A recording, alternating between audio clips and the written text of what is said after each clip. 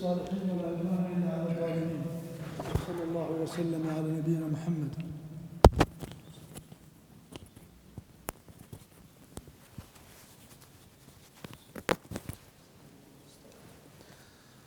وصلى الله وسلم على نبينا محمد وعلى آله وصحبه وسلم تسليما كثيرا.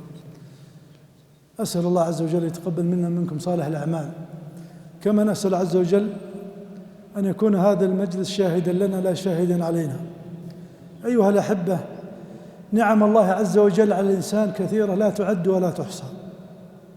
أقول نعم الله على الإنسان كثيرة لا تعد ولا تحصى، ولا ينكر ذلك إلا جاحد. ولذلك امتن الله عز وجل علينا بهذه النعم، فقال سبحانه: وإن تعدوا نعمة الله لا تحصوها. ويقول سبحانه وتعالى: وما بكم من نعمة فمن الله. ومما أنعم الله علينا في هذا الزمان ما يسمى بمواقع التواصل الاجتماعي. نعمة من الله عز وجل أن من علينا بهذه المواقع، وهذه المواقع يسرت لنا الحصول على المعلومة، يسرت لنا الحصول على الفتوى، تواصل العالم، تقارب العالم، يسرت الحوار مع الآخرين، وفرت الوقت والجهد والمال. نعمة ولا ما هي نعمة؟ نعم، ولكنها سلاح ذو حدين. إما أن تؤدي بك هذه التواصل، تويتر، الفيسبوك، الانستغرام، سناب شات، الواتساب، كل هذه إما أن تؤدي بك إلى جنة عرضها السماوات والأرض، أو تؤدي بك إلى الجحيم. هل من المعقول؟ نعم. إذا نشرت الخير في هذه المواقع كانت شاهدة لك فزاد حسناتك، أدخلك الله الجنة.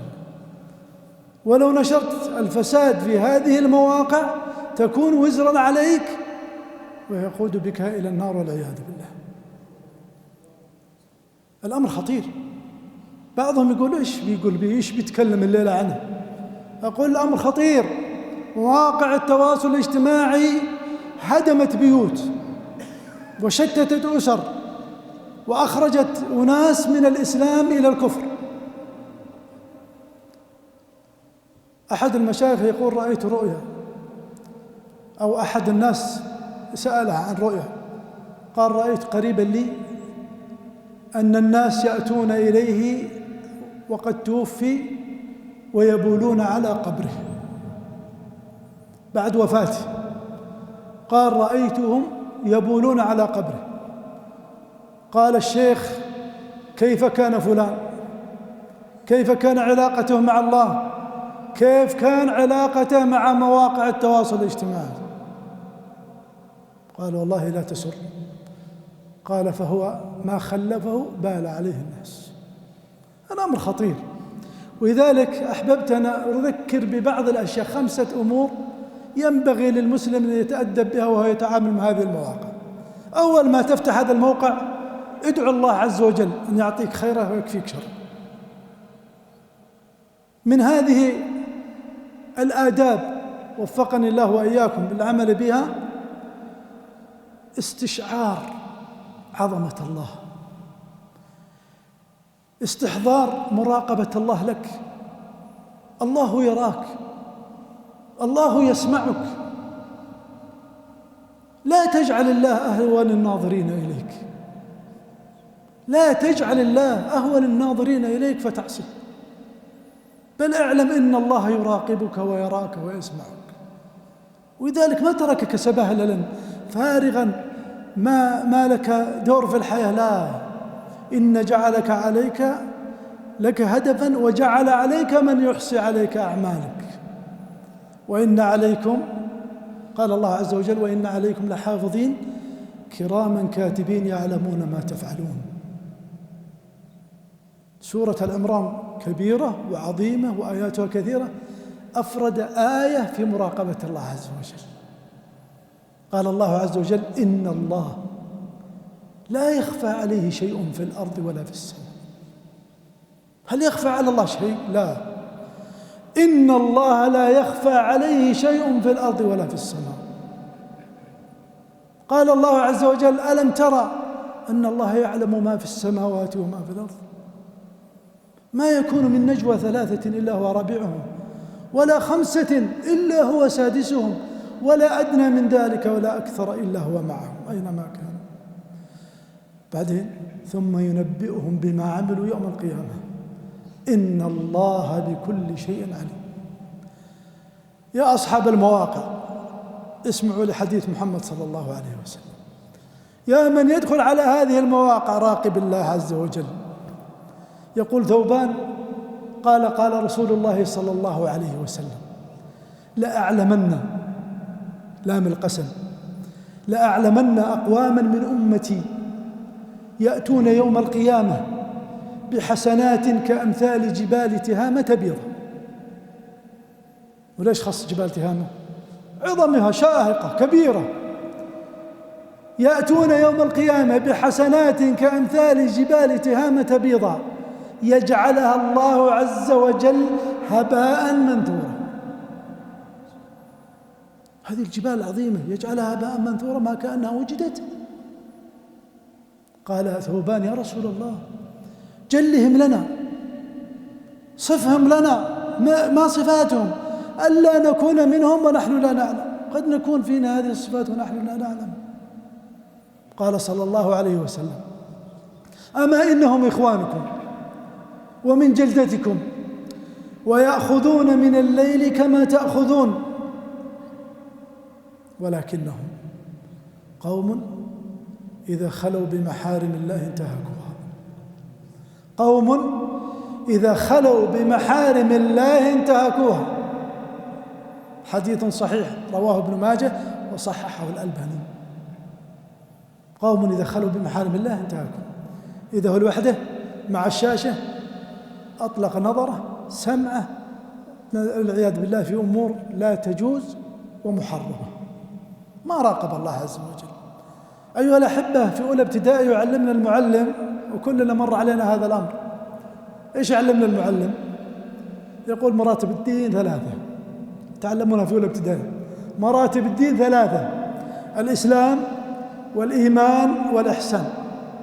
ويعلمنا أن الإحسان، ولا زلنا نقوله، نعلم أنفسنا إلى الآن، أن الإحسان أن تعبد الله كأنك تراه، فإن لم تكن تراه فإنه يراك. ذكر أبنائك وذكر نفسك بهذا الحديث، وهو علمه النبي صلى الله عليه وسلم لجبريل لما جاء يسأله عن مراتب الدين، فقال: الإحسان أن تعبد الله كأنك تراه، فإن لم تكن تراه فإنه يراك. وإذا ما خلوت الدهر يوما فلا تقل خلوت، ولكن قل علي رقيب، ولا تحسبن الله يغفل ساعة ولا أن ما يخفى عليه يغيب. هذا أمر استشعار عظمة الله. الأمر الثاني: اغتنام الفرصة. نحن كمسلمين أتتنا هذه الفرصة فلنغتنمها. نغتنمها في ماذا؟ في نشر ديننا الإسلامي. دين الإسلام عظيم. الغرب الآن خاوي، جربوا كل شيء حتى وصلوا إلى البهيمية. الآن يصلون إلى البهيمية، أن يأتي الذكر والأنثى الأنثى، بما يسمى المثلية، نحن نسميها في الشرع اللوطية والعياذ بالله. وصل الغرب إلى هذا، يسنون قوانين وشرائع عندهم بهذه الأمور وأنها تجوز.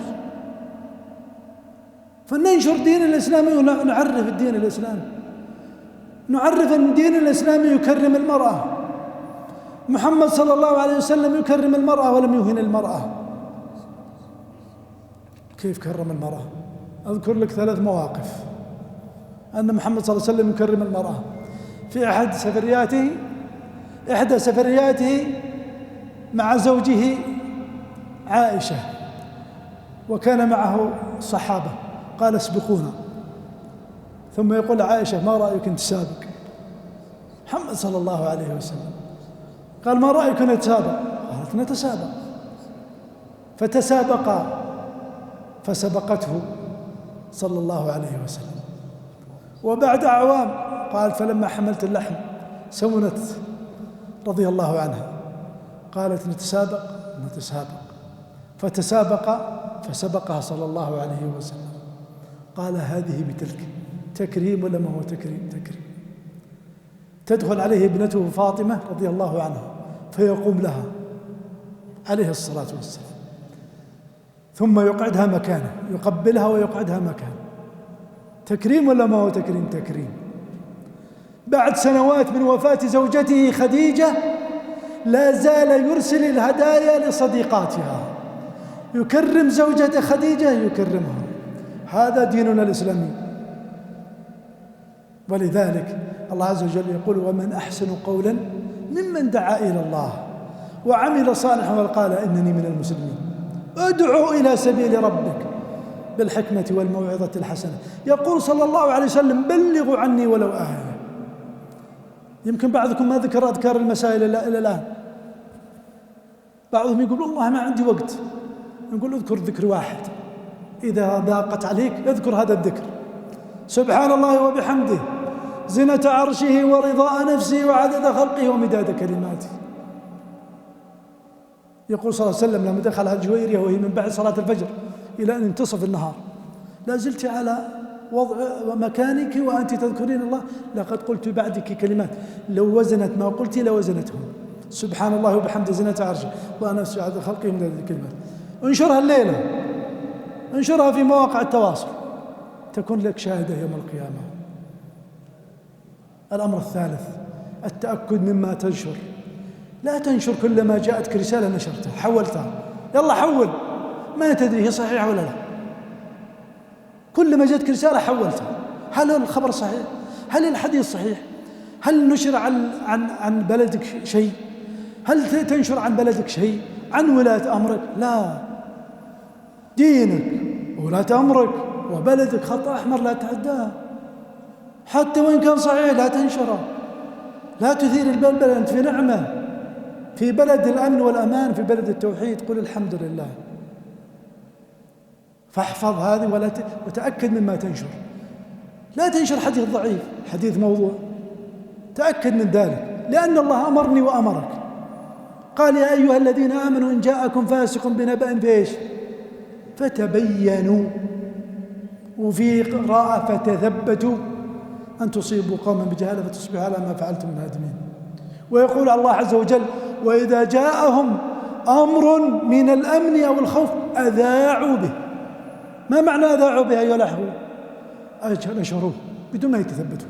ولو ردوه إلى الرسول وإلى أولي الأمر منهم لعلمه الذين يستنبطونه منه.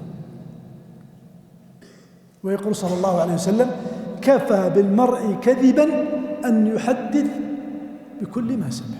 تبغى تعرف الكذاب؟ كل ما جتك رسالة حول، الساعة 2 الساعة 3 الساعة 4 حول، ما تدري هل هي صحيحة ولا لا. أخبار. كفى بالمرء كذبا أن يحدث بكل ما سمع. إذا تعرف كذاب، محمد صلى الله عليه وسلم يبين لك الكذاب من هو. كل ما جاءته خبر نشره بدون ما يتأكد. الأمر الرابع حفظكم الله: من يتابع الولد ذكر أو أنثى؟ من يتابع؟ الزوجة من تتابع؟ إذا كانت الزوجة تتابع هؤلاء النساء المنافقات اللي كل يوم تفتخر وتقيم حفلة بأنها خلعت زوجها، فستخلعك في يوم من الأيام تقدقة تامة، لأنها تتابع من يشوش عليها ويخرب العلاقة التي بينكما. الولد لو تابع أهل الصليب لربما تشاهده يقلدهم، لربما يسجل هدف ثم يشير بالثلاثية اللي يحط على يده على رأسه وعلى صدره وعلى كتفه. ستابع النصارى. البنت كذلك من تتابع. الله عز وجل ائتمنني وائتمنك على أهلنا، على أولادك وعلى نسائنا، فقال يا أيها الذين آمنوا إيش؟ قوا أنفسكم فقط وأهليكم. قوا أنفسكم وأهليكم نارا وقودها الناس والحجارة. ويقول صلى الله عليه وسلم: كلكم راع وكلكم مسؤول عن رعيته. والله أن يتمنى أحدنا أن لا يسأل ذلك السؤال. ابذل جهدك مع أولادك. يقول بعضهم: أحرمهم. لا تحرمهم، الرب فيهم مراقبة الله، رب فيهم ألا يتابعوا هؤلاء مشاهير الفلس اللي ما يستفاد منهم، لا عنده محتوى ولا شيء. ذكر، أنا أقول لك الآن ازرع فيه مراقبة الله عز وجل، ازرع فيه. ما نقول لك لا إيش تتابع، تراقب، ازرع فيه مراقبة الله، الخوف من الله.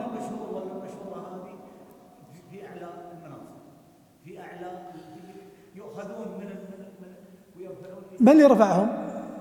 احنا اللي رفعناهم.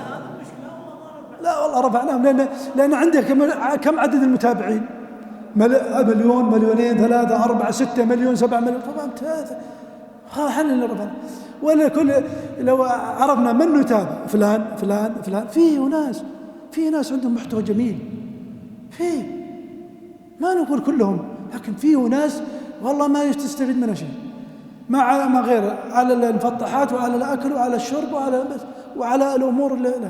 وكذلك بعض هؤلاء المشهورات، والله إنك تخجل أن تشاهد ما يصنع ويفعل. فلذلك الواحد يراقب الله عز وجل في أولاده، لا سيسأل عنهم. كلكم راع وكلكم مسؤول عن رعيته.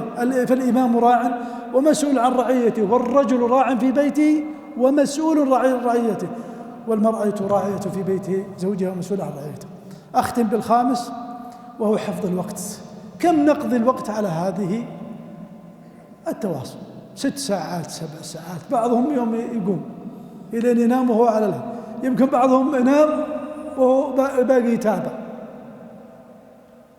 الوقت هو عمرك، فإذا ضيعت وقتك فضيعت عمرك، صح ولا لا؟ الوقت هو عمرك. أحد يضيع عمره؟ لا أحد يضيع عمره، لأن النبي صلى الله عليه وسلم يقول: اغتنم 5 قبل 5. أيها الشباب، أيها الأصحاء، النبي صلى الله عليه وسلم يخاطبكم ويقول: اغتنم 5 قبل 5. صحتك قبل سقمك.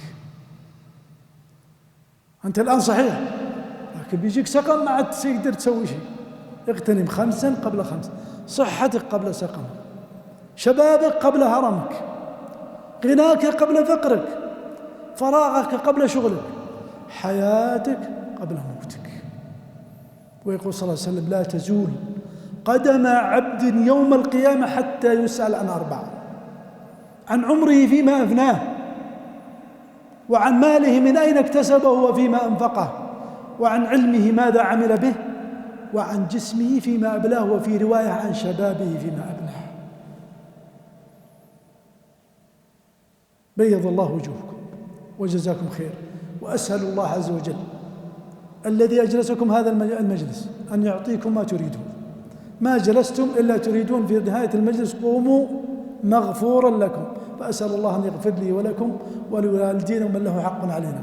كما أسأل عز وجل أن يبارك لكم في أعماركم وأعمالكم وأولادكم وأزواجكم وأموالكم. كما أسأل عز وجل أن يصلح لنا ولاة أمرنا. اللهم أصلح لنا ولاة أمرنا، اللهم أصلح ولاة أمرنا، اللهم ارزقهم البطانة الصالحة الناصحة يا رب العالمين. اللهم انصر جنودنا المرابطين على الحدود وفي الثغور، وسدد رميهم يا رب العالمين. اللهم أصلح من في صلاحه صلاح للإسلام والمسلمين، وأهلك من في هلاكه صلاح للإسلام والمسلمين. وجزاكم الله خير، وأسف على الإطالة، وصلى الله وسلم على نبينا محمد.